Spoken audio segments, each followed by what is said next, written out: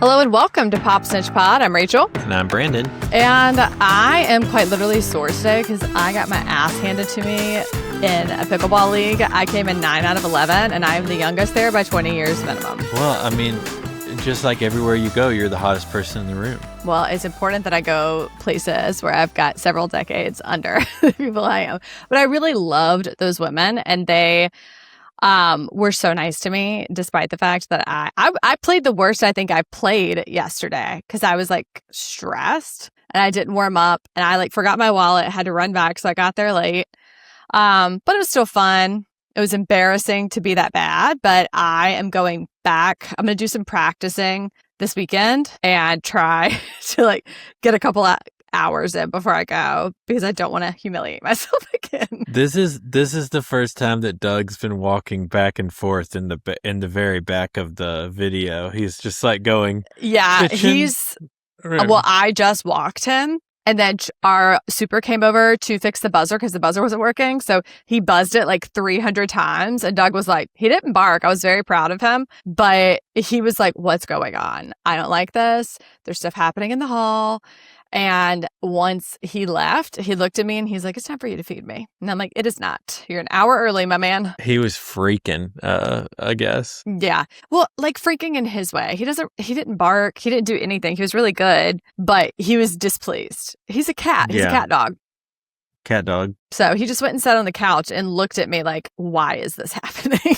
I'm like, I don't know. Welcome to New York, man. I keep saying my man. I'm like, what is wrong with me? I'm looking at your stories right now and I'm like, oh boy, I didn't know about one of these. Yeah. Well, let's get into it. So we just started watching season 4 of Secret Lives of Mormon Wives. And as always, it's crazy. And we were talking about how it's a show that if you can't binge it, you probably wouldn't watch it. It's a great like in the background show. But we also know it's building up to The Bachelorette, which Taylor Frankie Paul is this year's Bachelorette. And I didn't think about this, but someone just posted the clip that this was Nick Vile's doing, that he's the one that pitched it to ABC. So this is all his fault, which makes perfect sense to me. Anyway, she and Dakota, which is her baby daddy for her third child, were, I guess, both arrested for domestic violence. It was a classic he said, she said. Yeah. She is accused of allegedly trying to choke him with a necklace, from what I understand. And, you know, way back in season 1, she was arrested for domestic violence against the same man. And then she shows up pregnant. So they do one episode and then they have to take several months break while she's like dealing with all of the legal aspects of it. And by the time we come back, she's like 8 months pregnant. So it was nearly a year. Yeah. And they have a very toxic relationship. Like we know this about them. On the show, they get into these massive fights and then cut to the next morning, they're in bed together. Like they say the most vile, hateful things to each other. And then they're like, should we have sex? And you also know about her that her biological father left her when she was very young and he is now deceased. And so she has like a lot of issues about not feeling chosen. And her mother, diabolical. That woman is off. She is so hateful. No doubt. I think the biggest thing with the Dakota thing, and I don't know if this is real because you never can trust TikTok anymore since the Ellisons have taken over, but apparently there's video of kind of like ring camera video of inside the house and the kids like in there. Yeah. I haven't seen, I saw like part. A 2-second clip of it, but I don't know if it's real or not because it wasn't from like someone I trust. But I mean, the allegations are is that everything that took place in front of the child, which is bad. Horrible and publicly humiliating, obviously. And it's something that is a theme I feel on like this particular season of Secret Lives of Mormon Wives, is that now they have all been in the public eye for a while and they all have multiple children. And there's this theme of feeling like a bad mom. I mean, there are many themes. One of them is dad talk. And I, again, could never hear it again and be happy. And I don't want to sound like that guy who's always never siding with men and stuff. Oh, okay. but the truth of the matter is, it's like, I've never heard a man ever say, I'm a bad father. So true. And there have been so many bad fathers. I'm struggling with the thought of I might be a bad father. Mm-hmm. I've literally never heard that ever uttered, but almost every mother that I've ever known has been like, I really struggle whether I'm a good mom or not. Yeah, imagine that. And let's think on that for a moment. Let's think about why that might be, society. Yeah. And so all of these women, as they're getting fame and opportunities and they're having to rely on their significant others or husbands to support them, are not getting the support they need, except Whitney, who arguably is doing the most because her husband is like, no, you get to take things off your plate. I am happy watching the kids. I love staying home with the kids. I love us being able to go out with the family whenever you can.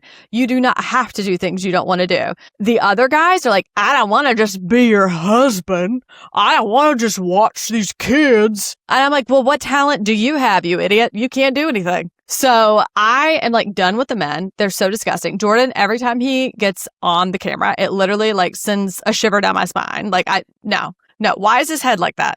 I don't get it. He just, there's something off with him. Like it is just evil energy.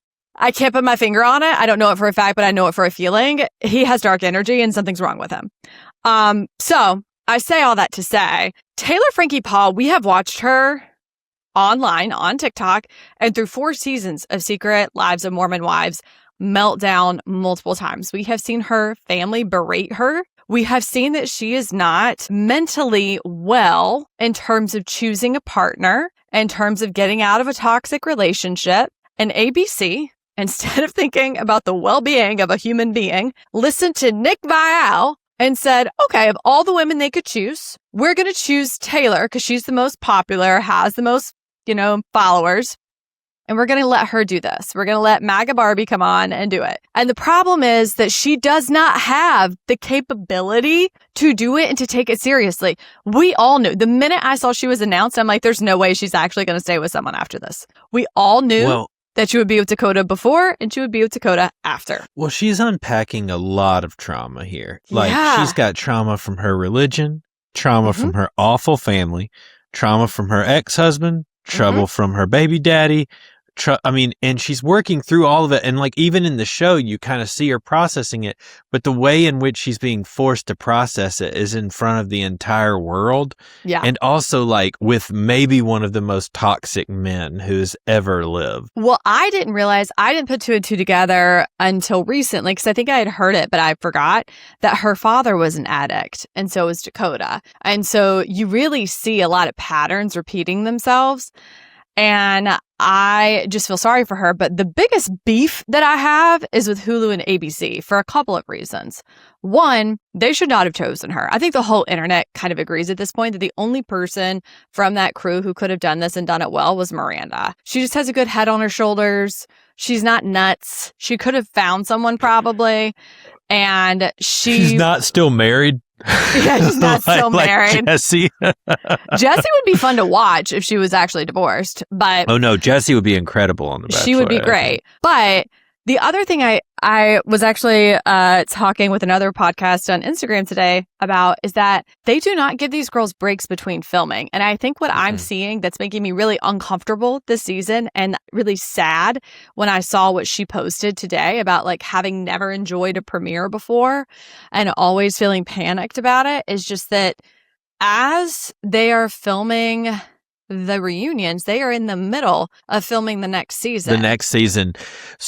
So this is a thought process that I have, and what I've kind of deduced is that they don't stop filming, really. Yeah, because that's my point. I think what it is like they try, and based on like some of the conversations that have happened during this season, like openly, they kind of scheduled these moments for the group to be together and these trips and then like, oh, well, everybody needs to be back in Provo for this week. Right. And so because the family schedules and the other things that they're involved in, they want to give them these opportunities, but they want the filming to continue.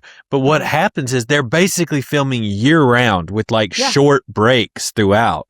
If any. And it's never ending. Yeah. And it is no one can bear the mental load of living your life and your worst and best times on TV, and their job is to be on TikTok, right? To be on social media. And only insane people incessantly comment and like say mean things to you. And that's like the feedback loop that they're stuck in. And I just cannot imagine being in that headspace 24/7, especially when so many of them are postpartum. Like, I'm thinking about how every season, 3 or 4 of them are either pregnant or postpartum. And I'm like, your hormones are already all over the place. And now you're having to do this, like deal with your marriage issues publicly, deal with your, concerns about whatever it may be. Like, I deal with your trauma from having been abused as a child. Like, that is so jarring. And I can't imagine doing it generally.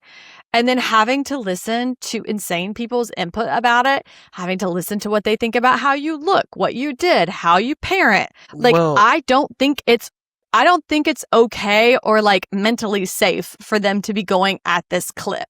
And I am genuinely worried about Taylor. Like, I am worried that she's spinning out of control. Suicidal. Yeah. Like, I am really, really worried about her. I think another part of this is, and I'm hypothesizing here, is it seems to me that they're doing all of this unpacking and all of this recovery without the help of therapy. Right. They'll call anyone but a therapist. Yeah. Like, it literally is kind of crazy. And I mean, I know this because we both grew up in religious environments, different religious environments, but even amongst those people, very few people were like, okay, or even knew to seek out therapy. Right. I don't even think it was necessarily a thing of like anti-therapy, at least not in my group, but I didn't know anybody who was in it. Well, I think when we were coming up to, the idea of going to therapy was like for someone who had like something severe, and then when it's happening to you, you're always like, well, it could be worse. And so you don't consider it to be severe. I think that's pretty much like the generation before us. That's their entire take on it. It's like, but that was the take while we were growing up. Like, oh yeah. So that's my point. But I think that this generation, what they're doing when they're saying like, I called a relationship specialist or I called this person, my thought is like, is that someone from the church that you're calling? Is that someone? And they'll do drugs, they'll do ketamine, they will do literally anything but go to a licensed therapist. It's giving Christian counselor heavy on the Christian. Yeah, heavy on the counseling about, or Mormon, in a very specific way. But yeah, I just like, I don't know. I genuinely feel so sorry for them. I want to go like mother them. While I was watching them, I'm watching Macy, her baby's crying. They're yapping at her about book sales. And I'm watching Michaela with her skin freaking out. Her baby is like on her boob and she's just like trying to understand what to do about her marriage. I'm watching Taylor freak out and like lose her mind. This season is anxiety inducing. Yeah, and it's all the same issues. There's no new conflicts. The conflicts are all the same. And so that part of it's not even interesting 'cause nobody's had time to breathe. And it feels like we're not watching content. It feels like we're watching people unravel. And I don't like that. Yeah, I'm concerned. It feels exploitative. Also, That's what I was a really dark moment in the season is where Jesse says, she says, oh yeah, Jordan is really hard to be. That's his name? Yeah. Jordan is really hard to be married to, but I have a feeling that he would be even harder to be divorcing. Yeah. Like that he would make things really hard, that he would be vindictive, that he would try to take her money, that he would try to make her look like a bad mom, that he would pull up things from their past. Like that, yeah, like being with Jordan is hard, but not being with him might be much harder for me. I imagine he has threatened her with all of those things. Of course. I mean, why would she feel comfortable saying that even to the women apart from being on the show? Right. Yeah. I wouldn't feel comfortable saying that even to a friend, if I felt that way. Well, he's calling himself the leader of Dad Talk and really trying to make something happen because he knows he does not make money. Well, I think that's starting to weigh on him. I'm going to give you just a minute to just speak on that. Why are we hearing about dad talk in the first place? This is a great question because they're all losers who won't be someone's husband. But let me tell you, if the tables were turned and one of those women were like, I don't just want to be your wife, they'd be like, how dare you? I bring home the money. I work hard. All you have to do is stay home with the kids. Like, that's not even a job. And now that the tables have turned, they're like, I don't like this. And I did this. Yeah. No Sherlock. It's not an easy job. Well, I don't have my own life. I don't feel like I have the ability to like take a breath. I don't feel like it's all this stuff that I've heard women say my entire life. Yeah. They want us to suffer in silence. And they're like, they can't bear it for a year. And the only one who can is Connor. Macy's husband, hilarious. Like, he keeps jumping in and being like, I want to contribute. I want to work together, be creative together. And Macy's basically like, but you're not creative or interesting or have any kind of story to tell. Why would I? Who cares what you have to say about anything? When he said, like, according to the church, the men are supposed to be the head of the household and tell us how to use the money. I was like, go make some. Go make some. And then she can listen to you. Until then, shut that trap. Grab that baby. The idea that he feels like he's being like the easy spouse and he's giving her a gift. Let me tell you, those men are the most dangerous. The ones who are like, I'm easy. I'm nice guy. You don't have to worry about me. Run. And I'm giving you a gift of not taking my leadership from you and saying, like, even though you're making the money, this is our money. And by I mean, I'm the priesthood believer in this relationship, and I get to tell you what to do with all of our money. Oh, boy. They do not like their wives being famous, like, bottom line. But they want to ride them coattails. They want the money, but they don't like the women having the fame. So now they're trying to get fame. And everyone's like, I'm not watching the show anymore if these men continue to be a integral part of it, which is so funny. That's what the entire internet is saying. Yeah. Well, this show to me is kind of these shows on Hulu, and we talked about this. It's giving a little MAGA Bravo, and it's messy. These guys can't handle it, and I'm kind of getting bored with it. And I think it's showing some of the problems with these traditional structures is that they don't hold up. The minute a woman gets a moment of peace, financial security, enjoyment, men are like, you know what? I hate that. Let me tear you down real quick. Well, I also think that there's part of this that always frustrates me is they try to make a mountain out of a molehill in the storytelling, because the truth of the matter is these women and men don't do anything. They don't have affairs. Well, I guess Jesse did, but a lot of the stuff that they pull up, you dig a little deeper and you realize that the swinging wasn't really swinging. It was making out. And then you know what I mean? They kind of making something out of nothing. And we were talking the other night and you were like, well, this is what happens in these conservative bubbles is that even growing up, things that, I mean, even that you and I may have done, would have gotten us in trouble or whatever. And it's it was nothing. It was nothing, but made into a huge Rachel wore a spaghetti strap dress. Oh my God. To the prom. Oh my God. The stuff that I got in trouble for and that was just absolutely scandalizing, was so stupid. I remember I wasn't allowed to wear short shorts. And so, of course, I went to my friend's house, stole some, and packed it in my bag and wore them wherever I could. And I happened to see someone who went to our church while I was out and about with them. And they were like, And they went and told my parents. And I had to be like, God forbid I show my legs while they look good. You know? Where is your sense of modesty? I know. I was in the grocery store. It's not like I was out at the club. I was 13 in a grocery store in the summer. And short shorts back then, I can only imagine how short they were. Probably they were not short at all. Oh, all right. I was proud of them. But it was just I was doing anything to feel not a freak, And they were like, no, you have to look like you just stumbled off of a compound to be modest. Yeah. So anyway, I think we should scrap the other two stories and move on to Summer House. Okay. For the sake of time. This episode, okay, first of all, I do not like them stopping in the middle of a weekend because I am getting lost in the weekends. Or like, I don't know. They kind of started this last year.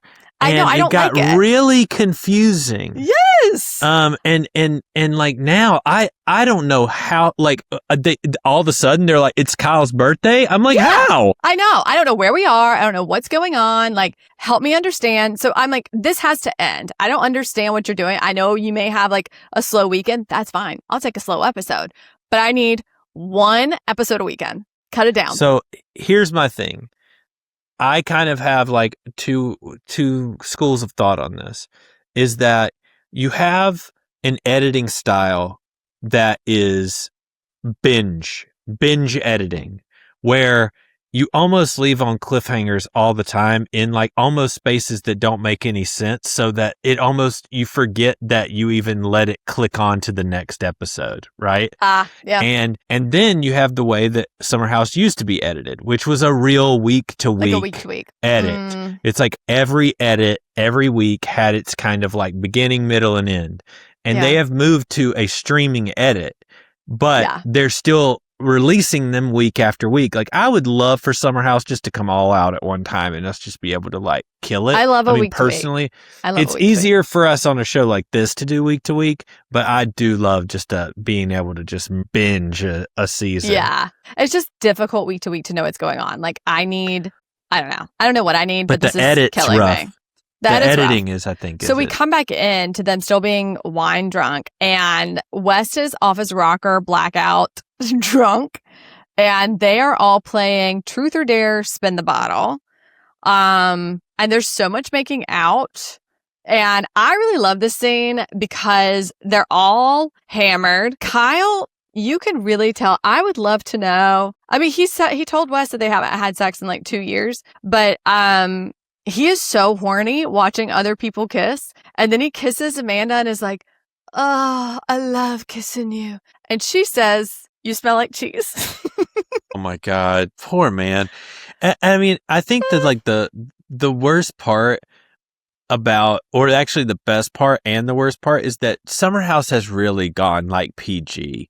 And this was like a moment that kind of harkened back to like the early days of Summer House, where people are kind of just like being young and kind of careless and like kissing each other and like almost more like a Below Deck kind of feel. Yeah. And Summer House has gotten too relationshipy and stuff. I think like if they ever do kind of revamp the whole cast, I think they need to lean more into some people who can be like very messy. I think they've done a good job casting. Do I need to do something? This like sun is directly in my eye. What do I need to do? I think it's just, I mean, you look good. It's just a matter of like I'm blinded. the sun is just coming directly into your face. Yeah, like what? Yeah, okay. You could sit back. You could sit back, and I could just zoom in for you later. Hang on. Oh no, I'm losing my headphones. Is it okay if I come in? Sure, that's fine. Okay. I'll come in too. Okay. We'll come in closer. Yeah, I mean, I would feel bad for him. And I did get tickled at the end when he like had to put a pillow over himself because he said he was aroused after what I think it was after Bailey and Sierra kissed. And that's when they're like, we're going to have to end this because Kyle's got a boner and we're just going to have to move on. But I think what's happening is the editing is kind of showing like trying to make you feel sorry for Kyle, because if they didn't, this would be a horrible season for him. But it's clear to me, just that small snippet that they did of like during the week with him talking to her about how he's going to get a manager for being a DJ and all of this, where she's like, hold on, you're going to be gone more. I thought this was like a temporary thing that you were doing. Is this like your new job? And also, like, are we going to have a family? Like, what is the plan? And she literally says, like, so you're in nightlife now after all we've talked about, after all these years. And he's like, yeah. So here's the part. It's like the only question mark out there in the whole situation for me, as far as like Kyle and Amanda's culpability in what's happening. And that question is, you know, Kyle's lover boy thing seems to just be absolutely falling apart. Like, like that business is probably not going to get sold, and it's probably just eventually going to die out, and all of this money is just down the tube, and they've made some money, but they've lost a ton of money. Which seems like he's bad with money. Like, why is he putting $500,000 back into it? Well, I mean, you have to, if you believe that you're going to sell it eventually, like you've got to keep it running. You can't have all your employees go without a paycheck. Right. And so like, that's not unheard of. The question though is like Amanda aware enough of the finances? Like, because it makes perfect sense to me that he needs to be DJing. Well, I don't think she is, based on her reaction to that. Like, he's telling other people about it. It does not seem like they talk about that. Like, she goes. It doesn't seem like she's read in. You know what I mean? Like, and I think that's one of the biggest problems with, instead of being like, hey, I'm DJing. I love DJing. I'm glad that I'm able to make this money doing something I love, but I'm doing this because I don't know how much longer Loverboy is even going to be a thing. And I have to, and the only other thing right now that I have to leverage is my celebrity. Mm-hmm. And doing this, the DJing is making us money and keeping us afloat. But that's never the conversation. I've never heard those words come from Kyle to Amanda. He never. But he's telling Carl weird parts of it. And I think that's why Carl like freaks out later in the mid-season premiere or preview, is when he's like, are you literally just going to throw away your relationship? Yeah. Like, you're my friend, she's my friend. And I'm asking you, like, are you going to throw away the relationship? Because it seems to be what you're doing. Carl and Kyle want each other's lives. And we've talked about that. They're like, Carl just wants someone to like live life with. And he's like, you have this wonderful wife who all she wants to do is, again, have a couple babies, have her dogs, a backyard, like sip at a Corona on a porch. Like, that's all she's asking for. And instead of doing anything to move towards that, you complain about her incessantly, talk badly about her all the time, don't understand why that makes her not want to be intimate with you, and then are doing the exact thing she doesn't want you to do and feel confused. And and Kyle's how old now? He's 43. He's 43 last year, so he'll be 44 this year. I mean, that scarf. I mean, I did get tickled when he came out. The kerchief, you mean? The kerchief. When he came out and was like, Amanda, am I going to be hot in this sweater? And she was like, I don't know. I'm not in your body. And then she looks at Ben and is like, no, that's a great outfit. Kyle's like, I know what it is. I know what I need to add. The scarf. Well, I'll just be honest. Like, I mean, this is my nightmare. It's where like the person that you've, you know, aligned your life with is just tired of you and like, you know, wants to be around anybody but you, has no patience for you. Things that used to make them laugh, now they're like, I don't really like this anymore. Kind of annoys me. Mm-hmm. You know, well, and I don't think he has tried to align his life around her. I think that's the problem. No, I agree. I'm just saying, like, in his mind, and I think like from the watching standpoint, it's kind of like, that's why it makes me so sad, is that it just seems... You can tell that she's done because this is the first low-key birthday he has ever had.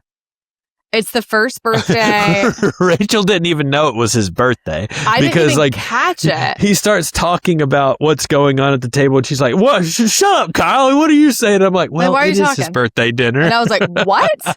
So I forgot it was his birthday dinner. Like, I know he talked to Ben about it because I do like his motto of like, just be whatever age you want. You know, at my big birthday, I'm like, I like that, but I think that's why everybody can tell Amanda was done. Like, and that's fine. No shade to her. I think that he just was not reading the room. And I am so shocked that he could not tell. And it just, I don't know. For me, he just seems incredibly selfish. And I don't know. I think I would like Kyle a lot on his own, but I cannot imagine being in a relationship with him. Well, I don't think he needs to be in a relationship. Like, he really does want to be in nightlife. And I think, honestly, Kyle will be much happier being in nightlife than he will be being a dad out in New Jersey. And I think it was a bad match from the very beginning. It really seemed, even before they got married, that they really were wanting to head in two opposite directions. Mm-hmm. And I mean, even going back when she quit her job and joined Loverboy, I'm like, I don't think this is a good idea for either one of you. Yeah. And no, I agree. I think they are and could be great friends, but I just really don't think that their relationship is very mutual. Yeah. What do you think about Carl and Bailey? I would ship that all day long. I mean, She's I so think young, Carl needs some, but Carl feels young because like he's starting over almost like a new life, a new way of being. It's not like honestly, he doesn't feel 40 to me in the way that he's approaching life. And like, he feels more like KJ than he does even West or, like in a weird way, he feels younger than Wes and Jesse in a weird way, because I think he's almost trying to refigure out his entire identity through the lens of like his soberness. And even in the telling of the stories about like talking through the Lindsay stuff this week, he was like, when I was cocaine Carl and running around being nuts, people were giving me a hard time. Now I'm trying to be careful and people are giving me a hard time. Like he really has done this huge 180. Yeah. That's and true. I think he's just still trying to figure things out. So I think like a Bailey brings something to him that he needs. Like he needs a supporter. He needs somebody who almost feels like he's Uncle Carl a little bit. You know what I mean? I know, but not in like a family way, but like a kind of an older gentleman. No, we're not going to say he needs someone who will let him be Uncle Carl. That is the weirdest thing you've said. Well, it's not the weirdest thing I've said. Maybe the weirdest thing I've said today. On this podcast. Yeah. I like them together, at least as good friends.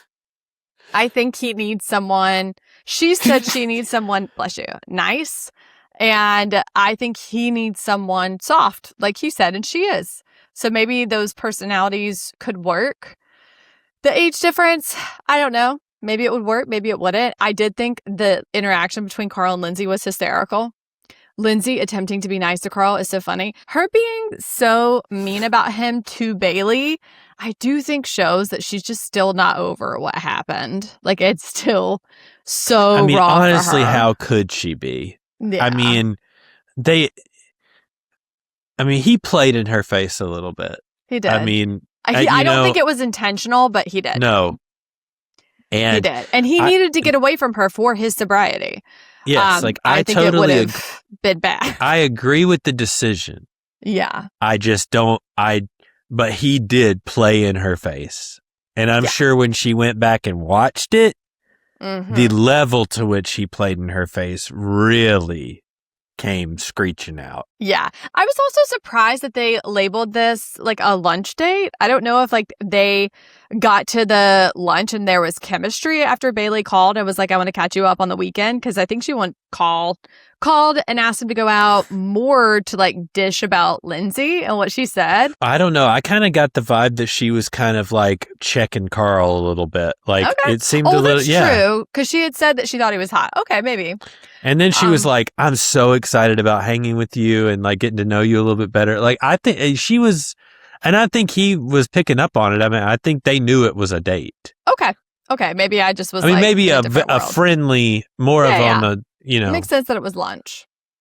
Not on the same way that Dara and KJ went on a date. Yeah, that one was like still a date, clearer. all the same. I think it's funny that it's so clear that they did not expect Dara to be like a part of the cast, but because she and KJ, like completely connected so quickly, she just became one. And so and they're still together, obviously. Yeah, I know, they're so cute. Which is crazy. I know. I loved the background on her where she was like, I'm from Boston. I had a lot of anger issues as a child. I got sent home for punching boys. So my mom got me a boxing bag. I love that.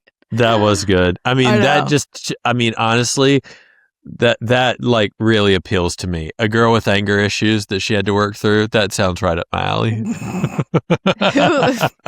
Who would do that? I don't know. It keeps things interesting. Does keep things interesting. Don't make me mad. I thought it was very interesting that, I wanted to say one more thing about Dara. I think that they are going to replace Levi with Dara. I think that's why she's being edited out. I hate that for Levi, but yeah. Anyway. But she gets into the mix next week, so we'll see. But against Dara. So we'll see what happens. Good point. I did think it was funny, like, you know, KJ, them trying to, like, shame him almost for going quickly with Dara was really interesting to me. Like, how long have you known each other? How often are you seeing each other? Wow, you are moving so fast. You just met her a few weeks ago. Well, the Jesse and Lexi relationship did not end because they weren't compatible or didn't like each other. It was because Jesse was an utter and complete moron. Yeah, he went into a threesome and sucked some girl's toe. Whatever else happened in the 36 minutes he was in there. And then, like, weirdly didn't tell her about it. Yeah. He was filmed doing it. It seems like something you could have probably... that he wanted to be with her and would have if West hadn't called dibs. Like, he did so many things wrong. And the fact that he was like, hey, take it slow. I was like, what is happening? Like, KJ's not this guy. You know, like, Jesse's always had this guy written all over him, you know? He could have pulled up out of the tailspin of the toe sucking, but then he on the back end of that basically is like back touching and making out with Sierra like all weekend while she's gone. Yeah. I'm like, it's not the toe sucking, that's weird as hell. But she was willing to forgive that. It was once she started realizing like, oh, you have an inappropriate relationship with another girl and pretty much every friend you have, and you have a weird crush on all of them, and it's sick. Mm-hmm. Yeah. I also want to say that I love Mia. I think she's my favorite new addition. I think her energy is so good, and that she brings such a vibe. And I was very intrigued to see her say that she thinks that West is in love with Sierra, because I don't know if he's in love with her but now ready to settle down or what. I just don't get that vibe from him.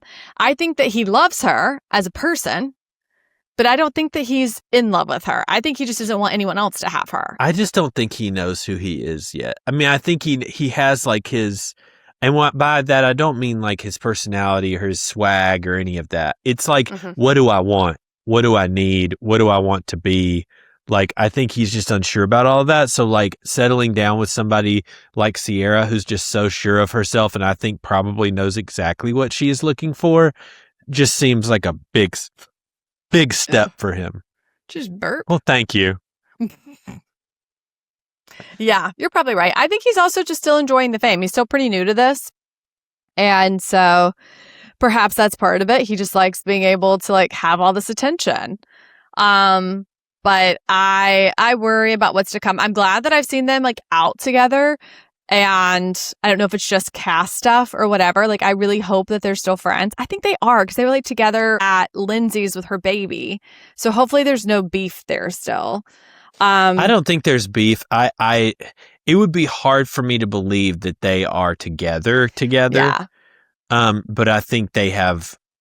I think this last conversation that I imagine is probably the last thing that we see in the season is just something that's like, this is over, but we can actually become friends now because we are just going to put a stop to put a pin in that, the vibes of it all. Yeah. Yeah. I think so too. I really appreciated Sierra. I love that she will drag any man and that she will stick to her guns about how she feels. And I really appreciated that, you know, when they were talking about the press and all the stuff with Lexi, that she was like, I hear you.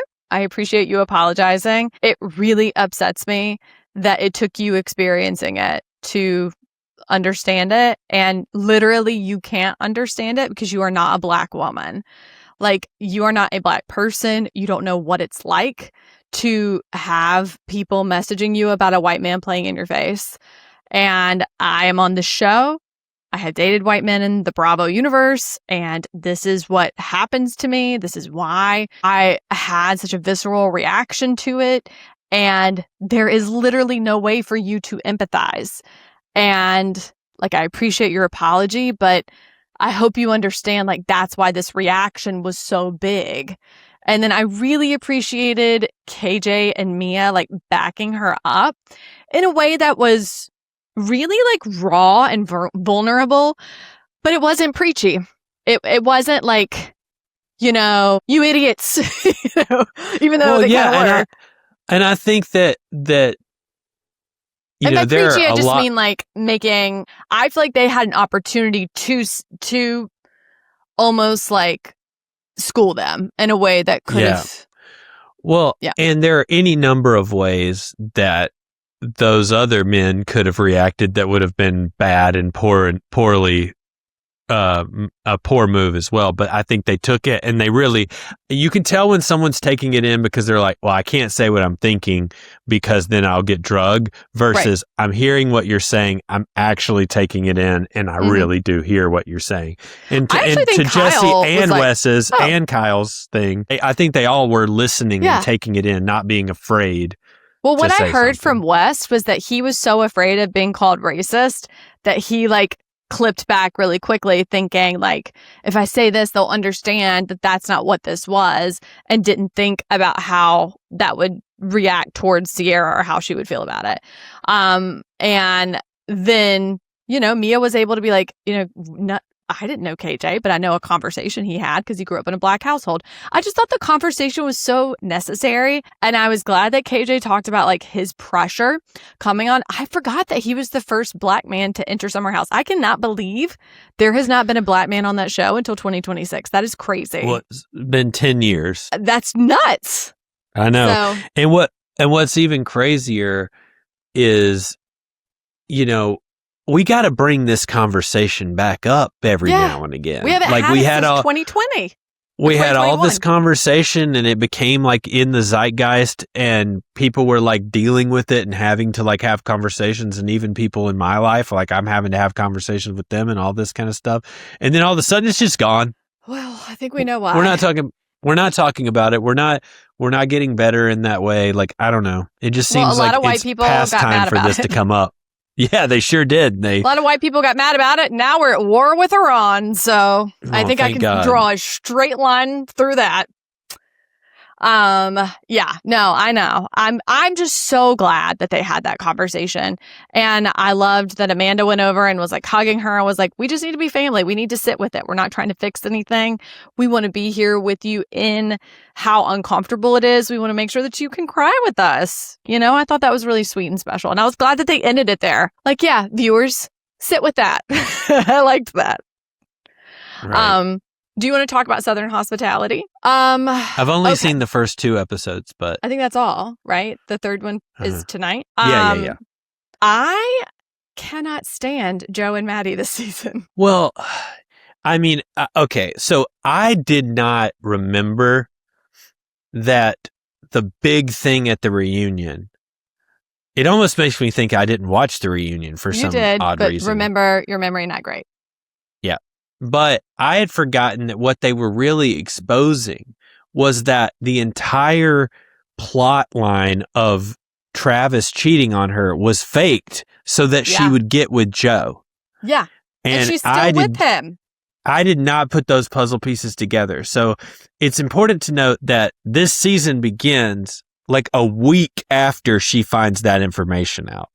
Mm-hmm. And I mean, that was kind of like shocking to me because I just did not remember that was, I mean, I knew that they found out that it wasn't what she thought it was, but to know that it really was just completely fabricated by people on the show. Well, I think what's really upsetting to me is how a few things.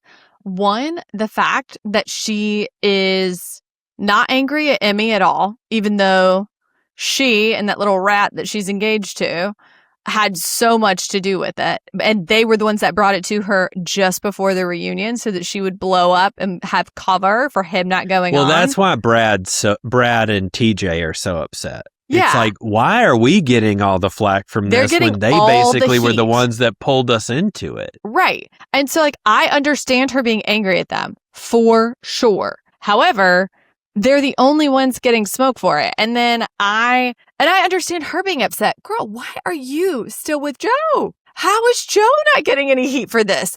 This guy allowed your friends. Sorry, that's like in the way. Did he know that though? Did he know that? Yes, he was in the group chat. He was part of it. Yeah. What? Joe was part of it. And so I'm like, how could you still be with this person?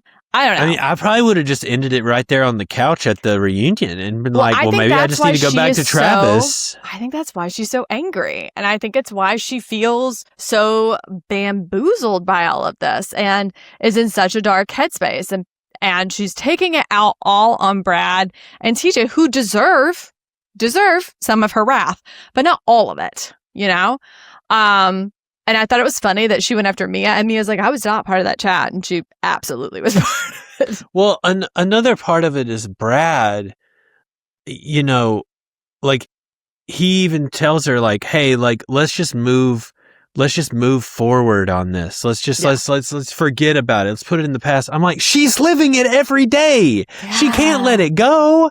Like, she's with a man and talking about having a life with a guy she's only with because you guys lied to her about her long-term boyfriend. Yeah. Like, it's crazy. Like, you can't just forget about this. Like, oh, you know that one time? Like, this isn't like I got drunk at a party and yelled the F word at you. Right. Like, this is much deeper and much more nefarious than that. Like, it's honestly one of the more nefarious things I've ever heard a friend group do to each other. I was going to say it's like really sinister. And then you have Joe, who has like no ambition, being like, I don't think I'm really replaceable. And Leva's like, you have been replaced. What's happening? And he literally was like, I think I'm going to ask her if like she'll open a place for me. I'm like, that is not how this works, my man. Why do I keep saying my man? What is wrong with me? Have I seen that on TV? Well, the thing is, like, TJ's gotten a hot dog business. All these other people are doing all this kind of stuff. And Joe's like, you know, like, maybe Leva will open up a restaurant for me. Right. Because he's following Maddie around. And that's what Leva said. Leva told him. And he's like, well, her mental health was really bad. It's like, yeah, maybe you should have thought about that before you decided that your entire friend group could lie to her so that you could be with her. I mean, you start bringing stuff back up from last season where she was basically getting tired of him. He was trying to live at her house. Like, when you go back and watch like the last season, you're like, oh, dang. Make sure. Did Joe know that? I don't know if he knew until the reunion. I think he did. We're about. This is the quality research that you've come to know and love from Pop Snitch. That's right. But I really think that he did. I think he was on. Yeah. Evidence, including screen shared group messages, indicate Joe was aware of the false rumors and part of the discussion. Oh, boy. Yeah. It's all on Reddit. I knew it. Yikes, get done. Get rid of him. That's what He's I'm saying. pitiful. I think that is why she is reacting. There's an entire Reddit thread just called Joe Knew. Yeah, okay. But I think that's why she's reacting so viscerally to all of this, to people who she feels comfortable being angry at, because with Emmy, she needs a girlfriend. Amy came to her and told her. So she's like, okay, well, at least I know. But I can't imagine looking at a group of texts of your closest friends doing this to you. She's been so gaslit that now she can't trust anyone, not even Joe. How could you? And the fact that she's chosen to trust Emmy out of all of these people. You're in a dark place, babe. And my favorite was when she was in the sauna with Emmy and she was like, well, I know you couldn't have done this. You're not even that smart. Ain't nobody ever spoke a truth like that before. Well, the thing is, Emmy doesn't come off as like book smart, but that woman is conniving and she's smart enough to figure out how to get engaged to someone that she wants to be with. I mean, she figures he'll make a great first husband. She's smart enough she knows how to clock in and keep herself on a TV show. I'll tell you that much. So tonight is Southern Charm reunion part 1. Yeah. And Southern Hospitality. Mm-hmm. Okay, nice. I think Southern Hospitality is Summer House and Southern Hospitality are some of the best shows on Bravo right now. Southern Hospitality is incredible. It's so good. And so many people don't watch it. And I'm like, you guys are missing out. It is so quality. You need to get on it. But yeah, I just feel sorry for Maddie. I don't like how she's acting, but I'm glad that they went back to the reunion and like explained to everyone like when they picked up cameras, because otherwise I would be like, girl, what's happening? But it is clear why she is upset. I would drop that man like a hot potato. He's so stupid, too.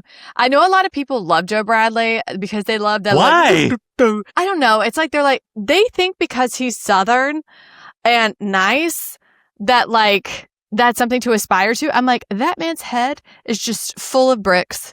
Like, he is so, it's so mean to say that he's really stupid, but I don't know how else to say it. How can I say that nicely? Dear ChatGPT, how can I say he is so stupid? Nicer. I don't know. I don't know either. Numbskullery. I don't think that's nicer. No, this man, I think it's worse. Also, the hair. What is going on with his hair? Well, it's the Craig Conover before Paige. Yeah, it's like too much slickage. It's like a swoop. I don't understand it. It must be like a very Charleston thing. That's why I like this new guy, Justin. Like, he's funny and kind of weird, and it's kind of doing his own thing, doing his own vibe. Yeah. When he's talking to Molly, he's like, yeah, I don't shower. Want to come to my house? Shower? She's like, no, you're trying to sleep with my roommate. And he's like, that I am. And I'm like, wow. I find it so interesting that Charlie's with him now. Because I'm like, I wonder Charlie's what he's with her. With that guy? Yeah. Oh, wow. Okay. How did you? I literally told you this last week. I don't think that I even knew who you were talking about. I think you just don't listen to me. Because I don't know that I know who you're talking about right now, honestly. The new guy on Southern Hospitality who has like curly hair, good looking guy. He took Joe's place.